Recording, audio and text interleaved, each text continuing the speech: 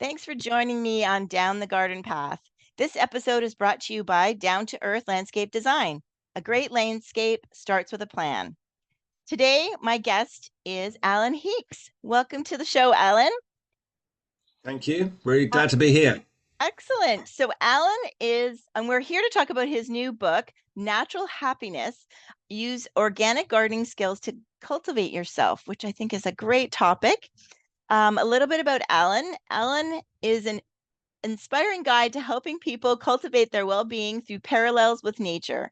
After a Harvard MBA and successful career managing building materials businesses, Alan has spent 30 years creating nature-based learning venues and leading groups there. In 1990, he started Magdalen Environmental Trust, converting 130 acres to a mixed organic farm.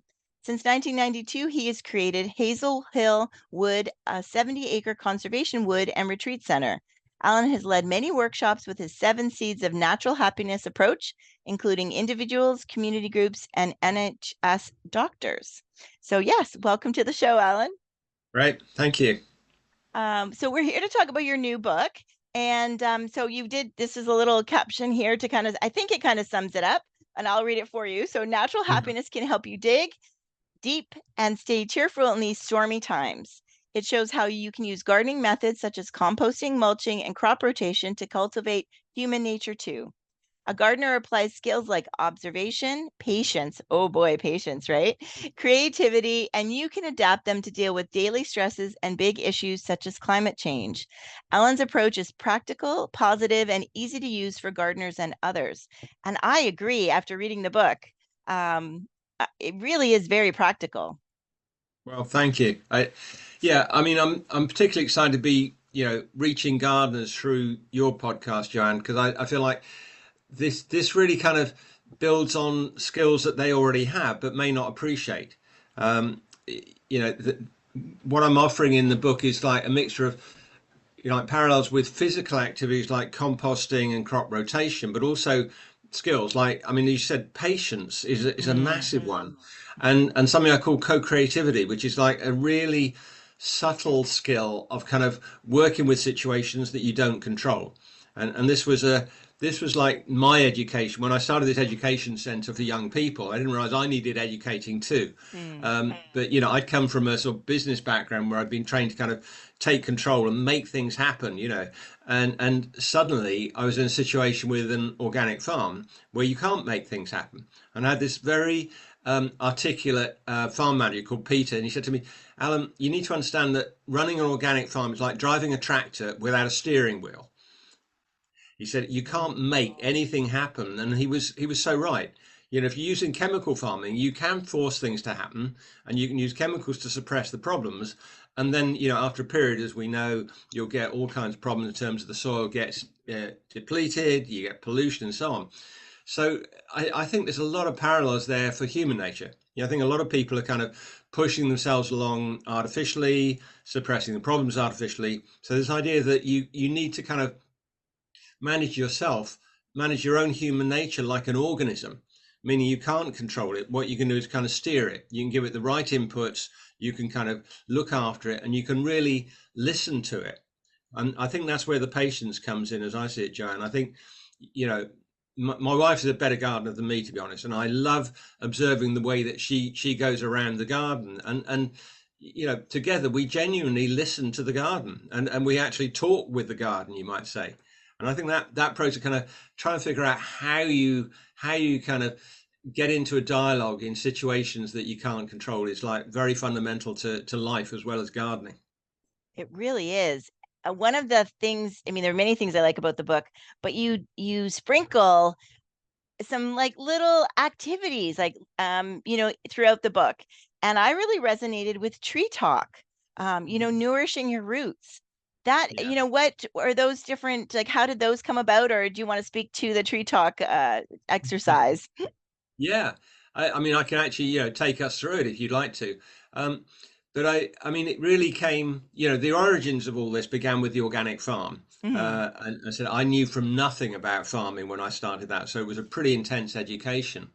And then a few years later, I got involved with this wood. So I had a bit of capital, and I thought, what would I enjoy doing with this? And this little voice said, you could buy a wood. I thought, I could buy a wood. What a great idea. And I didn't know anything about woods either. And I bought this wood off a pension fund, so it was just being managed as an investment, and it was a Okay. it was a pretty kind of, it didn't have a lot of atmosphere at the time, but it kind of somehow even I could tell it had potential.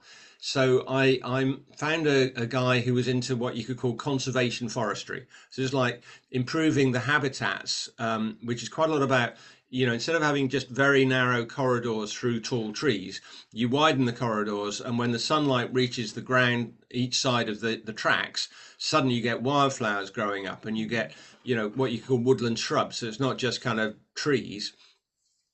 And then I started to get involved in bringing groups to the wood, and I discovered that certainly this particular wood, Hazel Hill Wood, was just a wonderful place for people to kind of deepen into nature and kind of explore answers to life's questions. And talking to trees was a really major part of that. I mean, the idea of talking to trees I'd come across before, but I'm embarrassed to say that in the early days, I would sort of show up with a tree, and I'd have a clipboard and I have a series of questions, like I was going to interview the tree. And then I fairly quickly learned that trees don't just answer back like that. And in my experience, actually, trees do have a lot of intelligence, and you can kind of have a dialogue with a tree, but it takes time. You have to, and one of the great things I think about the tree talk is I think human beings are mostly far too speedy. We're in a world that keeps speeding us up, social media, deadlines, all the man-made world is very speedy, and it keeps pulling us along faster than human nature can cope with. So one of the benefits for me of sitting with a tree is there is something about trees that slows you down. I'm a big fan of Tolkien. If you remember Treebeard in Lord of the Rings, and these hobbits are chattering away, says, "Hey, slow down," and that's I always hear the voice of Treebeard, and so the tree talk grew out of my own experience of kind of really connecting with trees and starting to imagine that I was like a tree, that I had roots, I had a trunk, I had branches, and were they in balance? And I've used that exercise, probably hundreds of times by now with all kinds of different people, and it works every time. I think there is something about trees that people really relate to. And ideally you do this out of doors with a real tree, but I've done this in kind of training rooms in the city where there was we're just indoors sitting on a chair, but because I think people have a real love of trees, so people's imagination can take them there as well. Yeah. I think of when children, what were one of the first things we all drew, right? Were Yeah, trees, something that yeah, we knew, right? We yeah, we knew, we knew the taper, we knew how you made the yeah. leaves. Everybody made it a bit differently, but you're right. I think from a very young age, we identify with trees. I think we do, and what I also find, this is where I think the power of this book is a lot, because it's not theoretical. These are real things like trees and roots and compost. They're tangible, and even non-gardeners kind of have the basic understanding about seeds and roots and so on. Mhm. So what's lovely about the tree test is, I get people to imagine their roots, and how deep they are or not deep. How, imagine their trunk, and is it flexible enough, or is it strong enough? And then their branches, and how widespread are their branches. And then the clincher, as I said, okay, now look at whether your roots and your branches are in balance. Are your branches overextending? Are you demanding too much from your root system? And I say, look, if you're a gardener with an apple tree, you know that there are two basic ways in which you bring a tree into balance. You either add nourishment to the roots, or you actually prune the branches, or both. And people suddenly get this kind of light bulb moment. And very commonly, to be honest, say, well, I need to do both. I'm overextended. I need to do a bit of pruning, and I need to nourish my roots. So it's very nice to see people kind of pick up on it. Yes, very basic. It seems so obvious, but yet I've never ever seen it related to plants before, or to a tree. I mean, I think, Yeah, and why I think that works almost. I'm sure other like therapists and have other ways to say the same thing, but yeah, very, very, whether it's woo woo or very, whatever. But I think we all when we talk about it in that way, everybody's visualizing a tree. Like there's yeah, no exactly. no no thinking of something else, right? Everybody's coming to you're either looking out your window at a tree, you know, there's a tree in your yard, you grew up with a tree, there's trees on every, street trees are everywhere. So yeah, I think that's why it's a lesson that's probably kind of been taught before in different ways, but may not really resonate with people as much as it when it's related to a tree. Well, um yeah, exactly. I mean, you know, it's very rare to be able to claim something's unique, but I genuinely have not seen anybody else mhm. use these kind of parallels. And one of the other ways I think about this book is that it's kind of like it's a bit of a self-help book for people who are allergic to self-help books. So it's very deliberately not woo-woo, not new agey, very down to earth, roots, seeds, compost, etc. Because I think all of us do need some self-help these days, but a lot of people don't want to read a self-help book, and fair enough.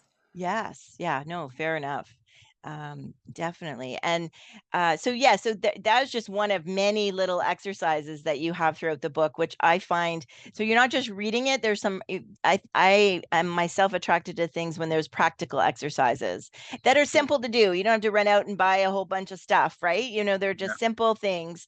And so I found that very helpful. So thank you for those. good, Um, great. the other thing you talked about a bit about was soil, and that got me thinking as well. Because we spend as gardeners, and I'm a landscape designer, and dealing with, and soil's been a big topic also from like climate change, right? Like the benefit of soil, the benefit of regenerating it, the digging it up and disturbing it, releases carbon, which isn't good. So there's been a lot of, here in Ontario anyway, a lot more talk about soil and where do we take it and should we take it out, that type of thing. So you're right. You say that a soil with good structure is permeable, it has air, it has heat, it has water, the water can get in. And that's all good soil, right? And nutrients to feed the Yeah. plants. But the opposite is compaction. Mm. And yeah, and so if we treat ourselves, right, like soil, but if we don't do all those things, then we're compacted. And Yeah. it kind of, it's very, again, simple, because as much as people know about trees, most people also know about soil in some way or shape or form. Well, yeah, and I mean, I have to say, I was really excited when I discovered that there were all these parallels. Yes. Um, I mean, it was quite funny because I started the organic farm in 1990, knowing absolutely nothing at all. So it was a pretty tough learning curve. But it was actually only 7 years into that, in 1997, that I had the light bulb moment. Thought, this is incredible. I was spending half my time setting up this organic farm and education center, and the other half of my time I was doing training programs, mostly for corporate clients on handling change and handling stress and everything. And literally 7 years in, I thought, this is incredible. The organic farm is the model I need for the corporate Mm, clients, and I started to bring mhm. them down. And I found sort of like the deeper I got into the organic system, the more the parallels worked. So I think this compaction parallel is really incredibly powerful. I think an awful lot of people are compacted these days. I mean, they're tensed up, and the same. I would say that the same ways that you improve compacted soil are relevant for people as well. So, for example, if you've got compacted soil, one of the things rather than just kind of take a digger to it, Right. you approach it gently. You try and, for example, there are plants like potatoes, for example, are very good for gently opening up the texture of the soil. So my parallel for that for people would be to say, okay, so rather than kind of take a hammer to your compaction, what's the kind of gentle way of doing it? And to me it would be about more leisure activities, more social activities, something that gently kind of opens up your soil texture, so to speak.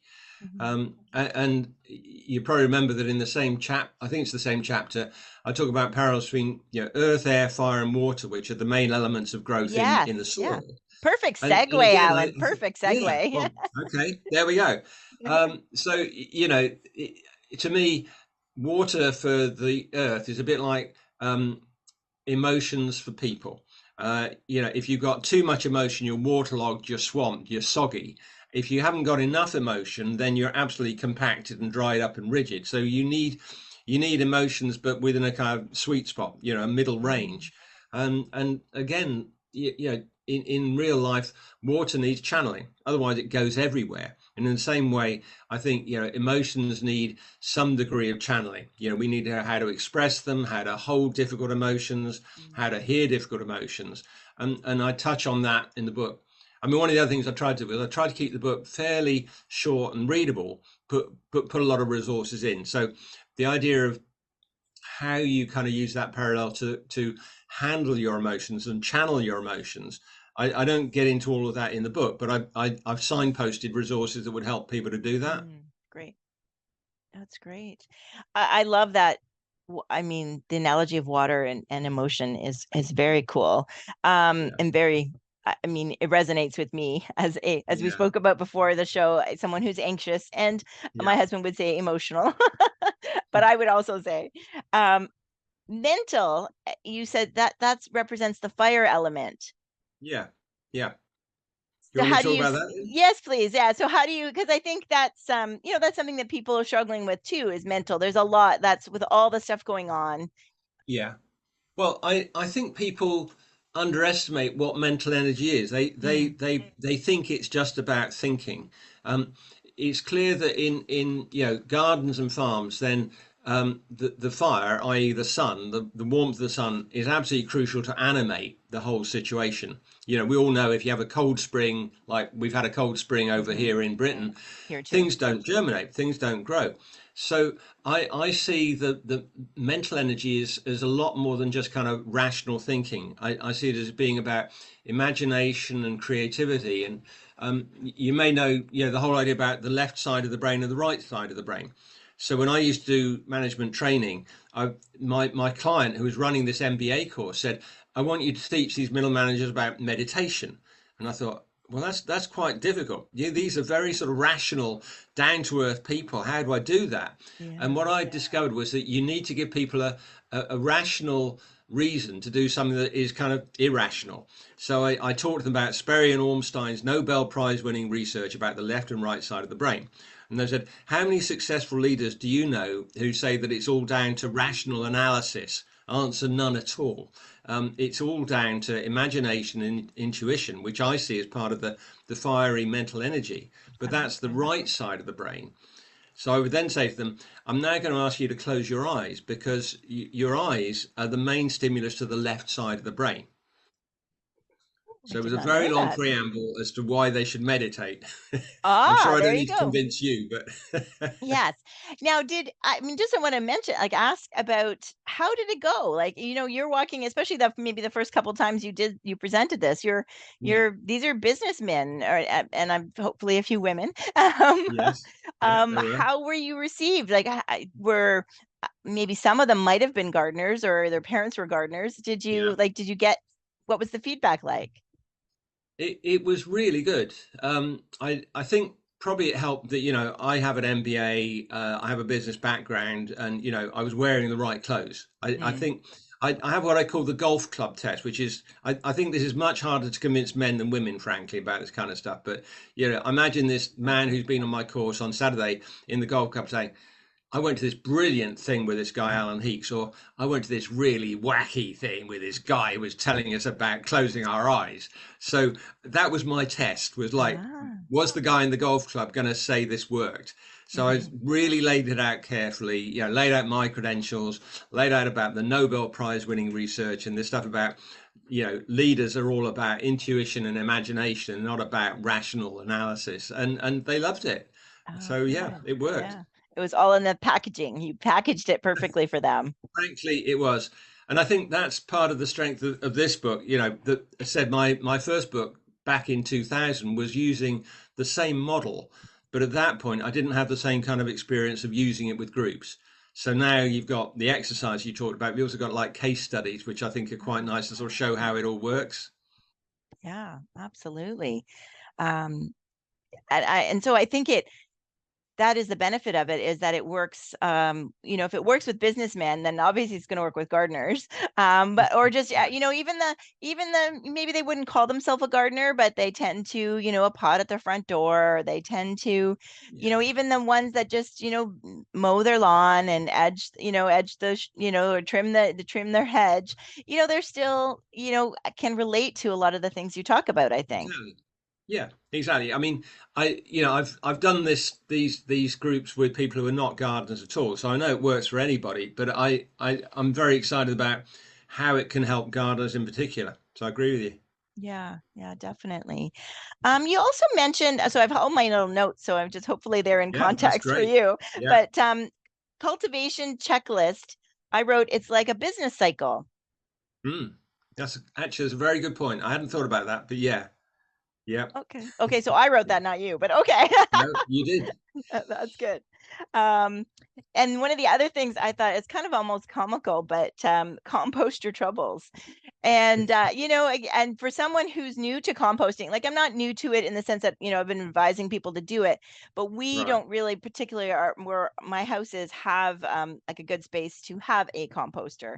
Mm. But I had a neighbor getting rid of one that was on a stand. It was on a stand and it rotated, Mm. and because our backyard is all interlocked, it's a small backyard with a pool. So when he was putting it out, I'm like, oh, that I can do. I think I can do that. Yeah. And I think I can, right now it's out in the open because I did this in the fall. But now I can tuck it into an area in my yard.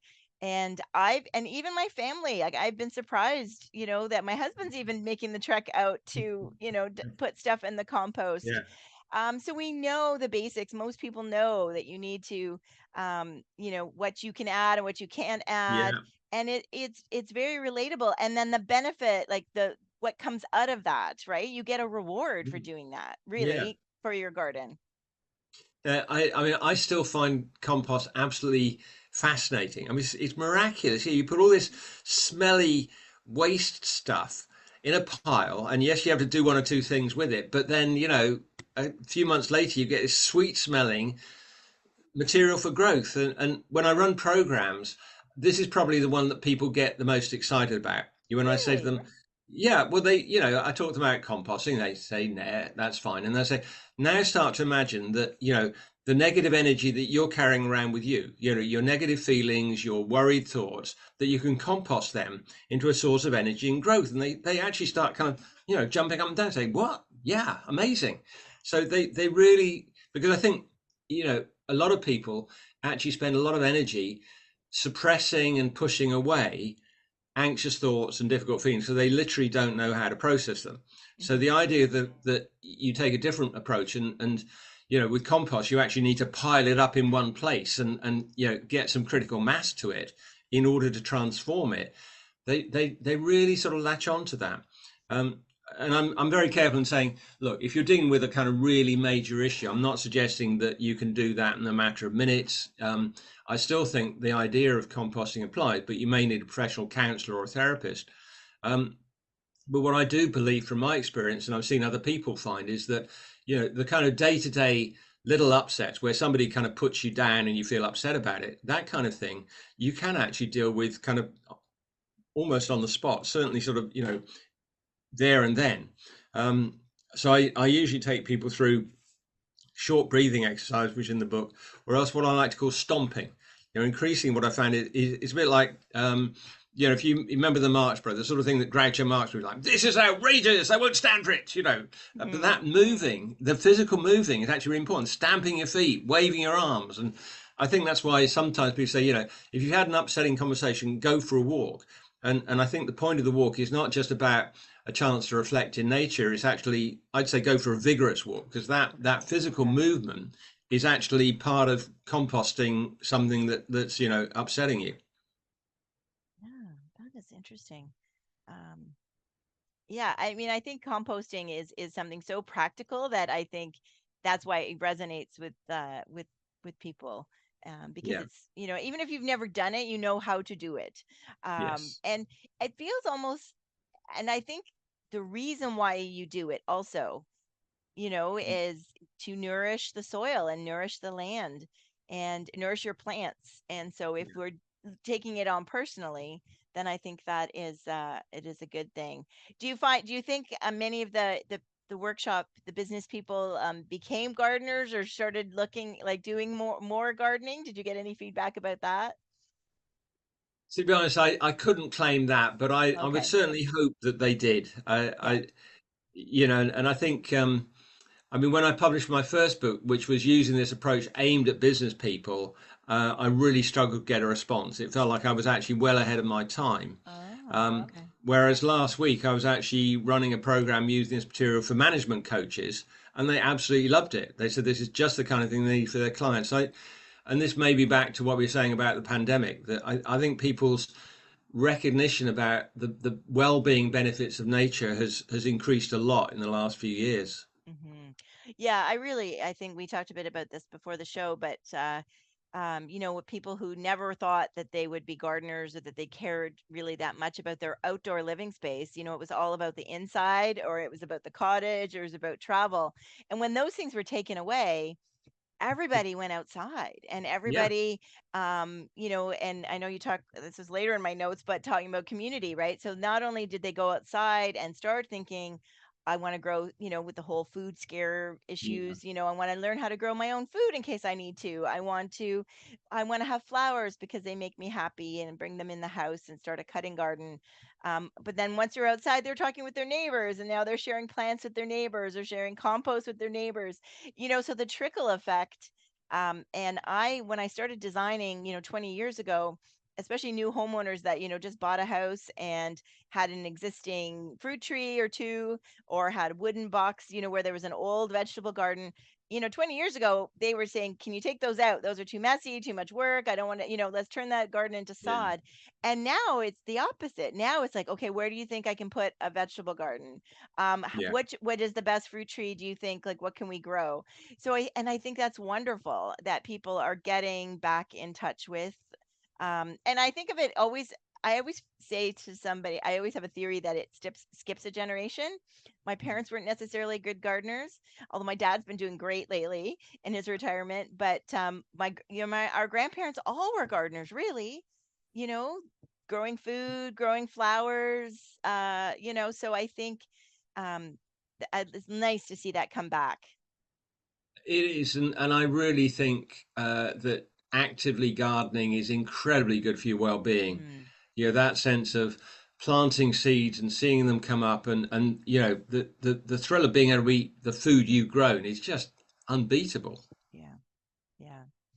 I do want to go back to the soil talk about, because you do talk about depletion and regeneration, and we Yeah, know that not, beyond our own yards, the soil of, the farmland and has been really, because of the chemical use, yeah, right? yeah, It is depleted of nutrients, and it is part of the improving that will help climate change. yeah. And and that also relates to us too, right? And I think sometimes, if you dwell on, I know I'm this way, all the news about climate change and all the effects of climate change, it is depleting, like just thinking about it and worrying about it. And everybody, my own kids, saying, well, what are we supposed to do? Like, what can one person do? And one person can't do much, but it's something. And I think talking about it and making people aware of you know we all can contribute. Well, we can. I mean, it sounds like you and I are both anxious people, and the climate crisis, we have plenty to be anxious about at the moment. Um, I think, as you said, the crucial thing is don't feel overwhelmed, even though it's easy to do that. Just do what you can, and again, I think that's where the gardening analogies help. Um, but the one of the things that's been very topical over here in the last few years is this idea about regenerative farming. As you said, recognizing that actually a lot of land is really depleted. And as I've thought about, well, where does my parallel work with that? I think it works very well. And what I mean is, I think that there are a lot of people who are very depleted and kind of polluted, as well as a lot of land. And uh, so the regenerative approach, you know, that maps over onto human nature as well. I think one of the things you're reminding me about is This is more about organic farming than gardening, because on Yes. farms, if you've got a regular industrial type farm with a load of chemicals, which is what we inherited when I started this farm, there's what's called a conversion period or a transition period. So you can't just snap your fingers and suddenly become organic. There's a period of usually 2 years where you have to kind of let the chemicals get away, and you're starting to regenerate the soil. And then after 2 years, your produce is classified as organic. And I think that's quite relevant to people, because if people are sort of frankly kind of dependent on a sort of very high stress way of life, and they're kind of pushing themselves along with a load of caffeine, and they're suppressing their problems with drugs, alcohol, gaming, whatever it is, you don't just snap your fingers and come out of that. What happens on a farm is that there's a period of turbulence. There's a period where you're not so productive, where the weeds come up, it all looks a little bit chaotic. And I'm saying that because I think actually people need to understand that this isn't just an overnight thing. There is a Yeah. period of transition.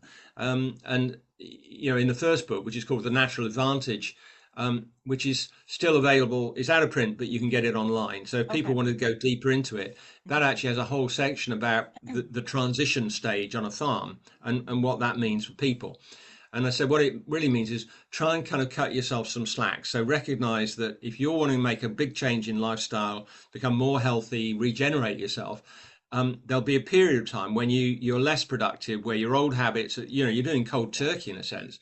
Mhm. So find a way of giving yourself some slack. Cut down your working hours, get some friends lined up to support you, do some things that are going to nourish you.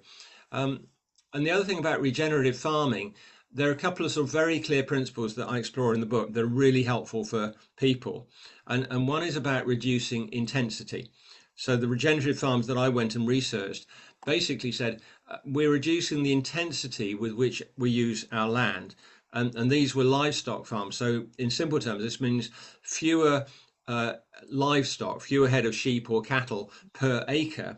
And the benefit of that was they said we're reducing it to the point where we can feed our animals from what we grow on the farm. So they were really unhappy about importing soya feed from Brazil because of the rainforest. So it was both environmental but also a cost thing, because the cost of those imported feedstuffs has gone way up in the last few years wherever you are. So that idea of reducing intensity and kind of more living within your own resources, I think is really, really powerful for people. Because, frankly, I think most of us know we're living very intensely, meaning, we're kind of running from one intense experience to another, but also we're using resources intensely. We're traveling more than we need to, we're eating more than we need to. So that idea of reducing intensity, I think, is a really useful one. And the Yes. other one is that what they were doing was increasing the resilience of their resources. So in particular, what they were doing was they were with their grassland, they were adding varieties of grass that were drought resistant. So I think you probably got the same in Canada as we have here, that you now have to live through long periods of drought. And these farmers were really proud that their fields had stayed green. They still had food for their cattle on the land, whereas farmers next door had yellow grass that had just died away, and they were going to buy feed in the summer.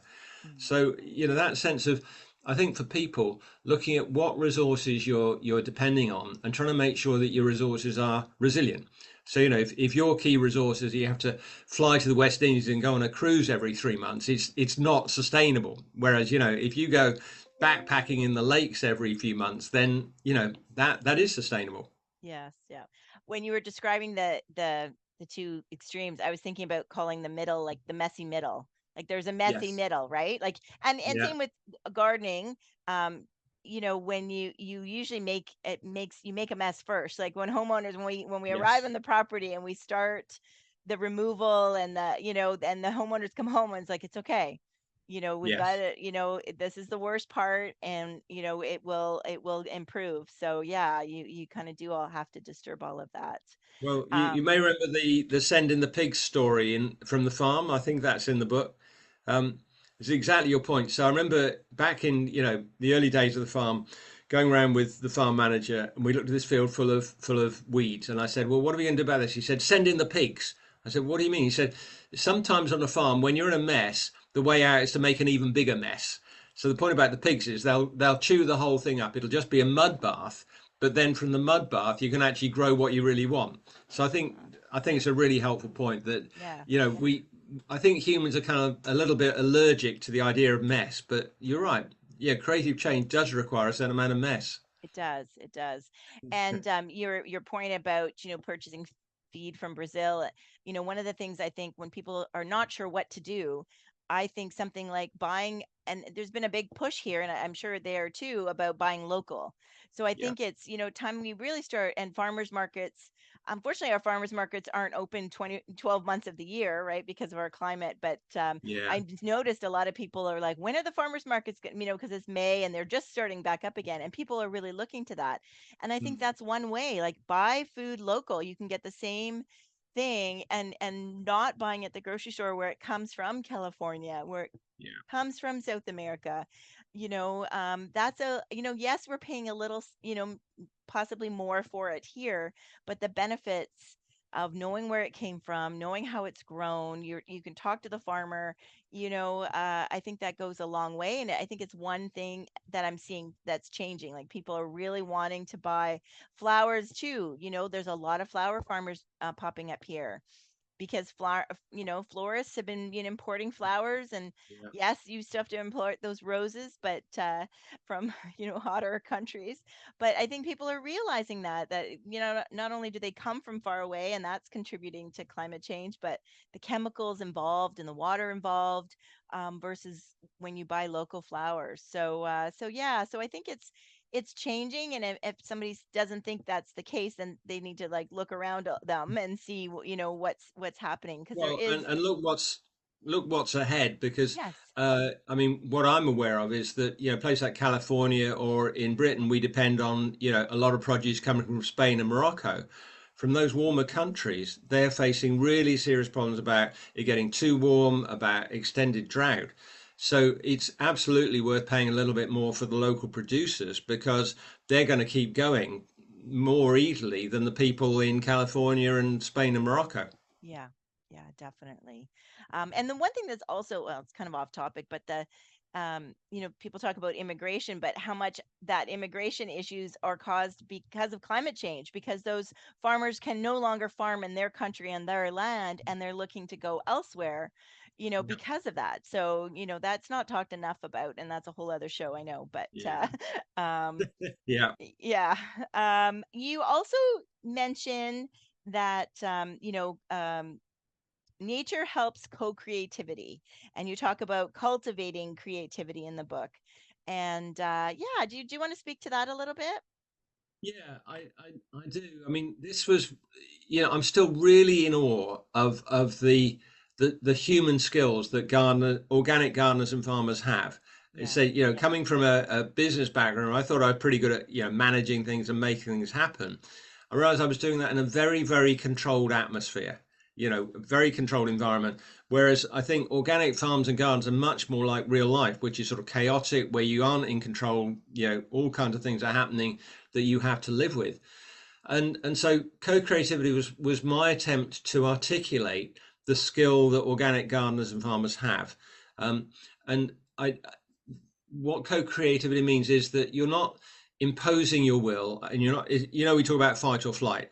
So very often I think people have a very bad tolerance for conflict and uncertainty.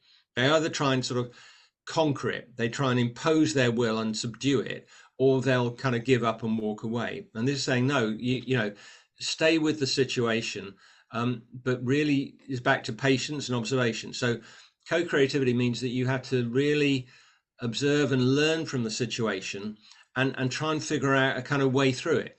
So I call it, it's a kind of like, instead of fight or flight, it's like a third way. It's like dance with your problems, play with your problems. And it also relates a bit back to what I was saying about the left and right side of the brain. So I think that because we find uncertainty uncomfortable, our left brain is a very quick problem solver, but it's a little bit superficial. So, if we're trying to figure out a problem in a hurry, the left brain will kick in and it'll do its best. But actually, the left brain is like, little bit, um, you know, narrow minded, if you like, in what it can Okay. do. So one of the theories, and I do explain this in the book, is one of the theories about co-creativity is if you're in a complex situation which is stressing you, keep feeling the stress. Don't try and kind of sort it out. Don't give up on it. Feel the stress. And my experience is that carrying the feeling of stress somehow brings in the right side of the brain, so that if you can live with that for a period of time, and this is where, going for a walk, doing something completely different, giving your right brain time to kind of process this. Somewhere you'll find this little intuitive voice coming up and says, well, actually, you could do X.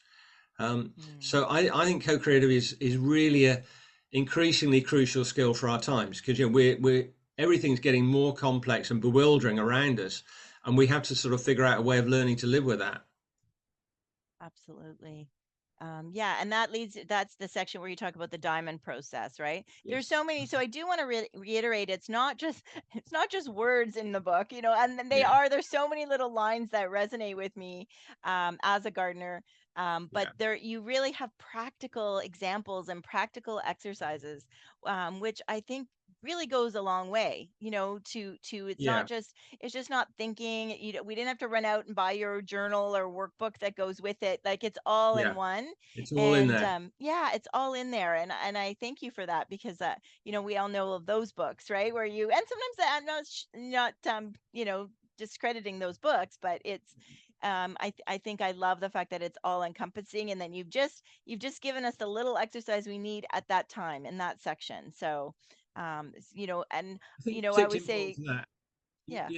I realize that co-creativity may sound a little bit like a weird piece of jargon to people. It's quite a complicated and subtle idea to explain. So I think it's really good that you're pointing out to your listeners that it might sound like an odd idea, but I think it's a very important one, and that there's very clear explanation in the book about what it means. And as you said, the diamond process is a very clear kind of roadmap about how to use it. Yeah, it definitely does.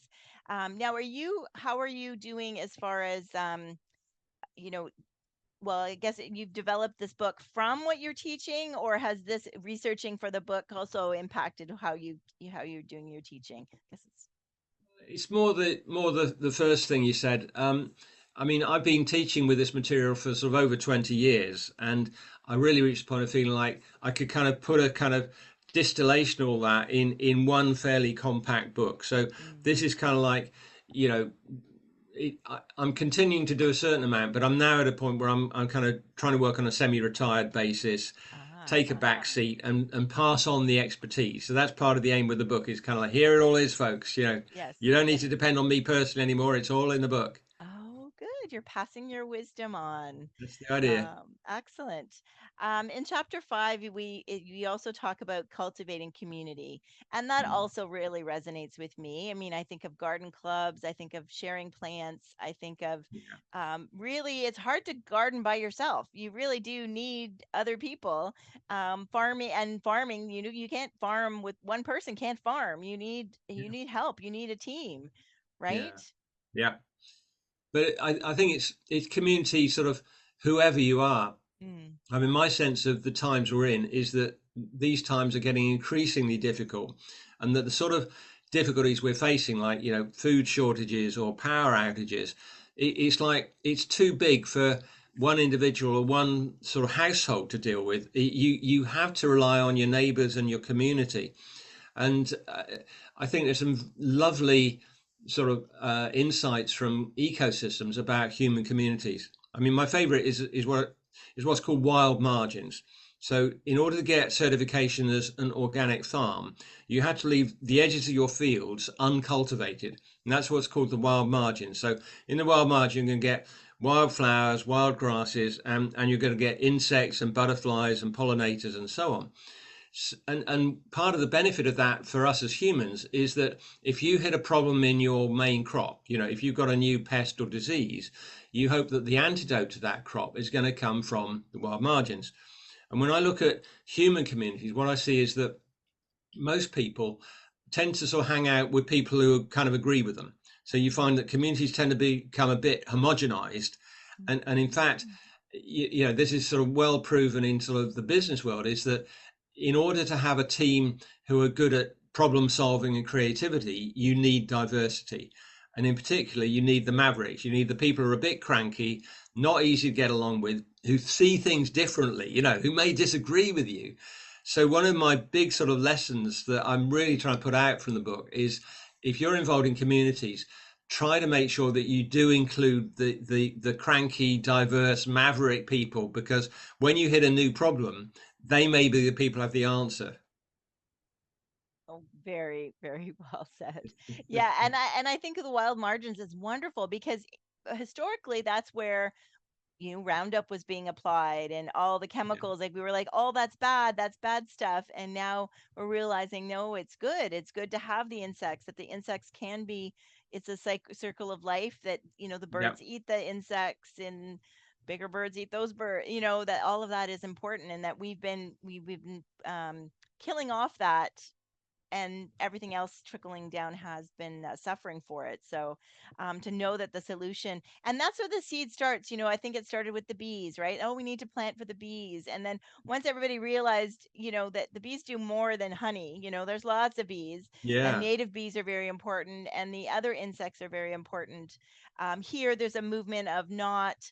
It's always had that, kind of similar but different in the sense that when fall came, everybody had to clean up their garden. You had to bag everything up, cut yeah, everything back. There could be no leaf left, And now we're yeah, realizing that no, we need to leave the stems and the branches and the leaves, that's where the action happens, right? That's where the yeah, good bugs live and so there's still that mentality, there's always one home on the neighborhood, right, where that's all cleared off for the winter, but and I'm probably on the wilder end. My neighbors are when is she going to clean that up, and yeah, stuff. But yeah, so the wild margins, I love that. I yes, love that yeah, example. good. So tell us where our listeners can find your book. Yeah. So the book's called Natural Happiness. Use organic gardening skills to cultivate yourself. You should be able to get it through any good bookstore. It's published in North America as well as in the UK. You can get it through Amazon. You can get it through A-Books and various online distributors. And you can get it as a physical book or as an ebook. Okay, all right, that's great. And if And you people have want to see a little bit more about it, then mhm, I've done a lot of material on my website. So naturalhappiness.net. So if they okay. go to naturalhappiness.net, they'll find some of the resources. And for example, you were talking about the tree test. There's a lovely professional video of me actually guiding a group through the tree test in an apple orchard, which I think is just really nicely done. And also do a newsletter with free newsletter every 2 months. So if anybody would like to sign up, the sign up is on the website. Excellent. Now you also have the alanheeks.com. Yes. Yeah, did I read that right in the book? Yeah. But you have Yeah. the website for the book, so that's great. Yes, I really do. Not just as a gardener, also as an anxious person. I really resonated with the book, and I think it's something we really need right now. And I love the focus and the analogies that you use. And I think many other people could find it useful as well. So I want to thank you so much for joining me on Down the Garden Path. And I'm positive our listeners will enjoy it as much as I did. Well, it's been a real pleasure talking with you, Joanne. Thank you a lot. You're welcome. You're welcome. So thank you everybody once again for joining me down the garden path, and we'll see you next time.